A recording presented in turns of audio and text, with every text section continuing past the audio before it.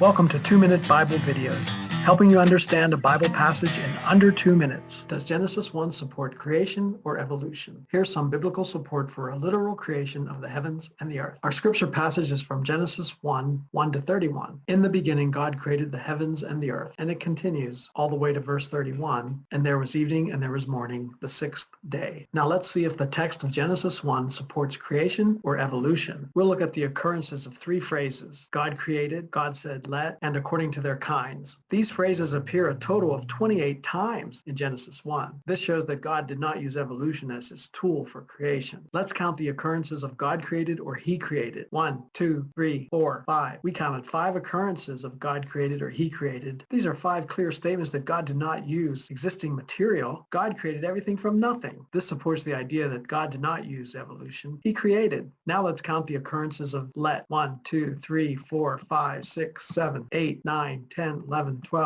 13. We counted 13 occurrences of God said let. These are 13 statements that God's spoken word is all that he needed. God didn't need to create things out of existing material over long periods. He just spoke and they came into existence. God did not use evolution. He created. Now let's count according to their kinds or according to its kind. 1, 2, 3, 4, 5, 6, 7, 8, 9, 10. We counted 10 occurrences of according to their kinds or according to its kind. Why is this significant? Because created life reproduces after its own kind. Evolution requires reproduction of different kinds. Things have to change with time according to evolution. Do you think God's trying to tell us something? He's telling us that here are 10 clear anti-evolution statements right there in the first chapter of Genesis. In summary, we found 28 phrases implying creation rather than evolution. Created appears 5 times. God says let or and let appears 13 times. And according to their kind or according to its kind occurs 10 times. We conclude that God did not use evolution as his tool for creation. Genesis 1 supports creation,